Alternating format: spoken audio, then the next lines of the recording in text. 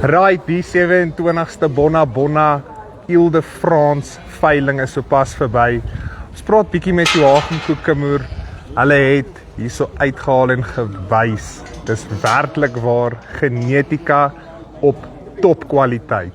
Kom ons hoor bietjie by hom. Hoekom is hy betrokke by die Ile-de-France en hoekom koop hy so graag? Middag Joachim, hoe gaan dit? Goed, dankie self, Millie. Goed, dankie. Sê my bietjie Joachim, hoe was die 27ste Bona veiling vir jou? Ek dink hierdie jaar het ons actually besef wat is die groot aanvraag vir Ile-de-France ramme, vir die kruisdeling. As ons kan kyk na stoetramme en kudde ramme wat die pryse gaan het. En ek dink die kwaliteit oeye wat hier so op is.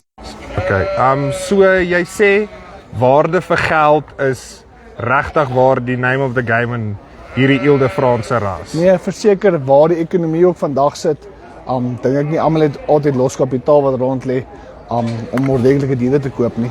Ja. So ja, nee, ek dink die waarde vir geld wat ons vandag gekry het hierso vir die kwaliteit geneties gewys, dink ek het was goed gewees.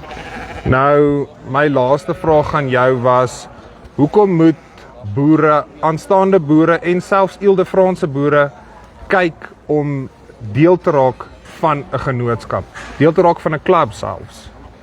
Die klub gee jou net die geleentheid om die beste diere by elke teeler te kry, dink ek.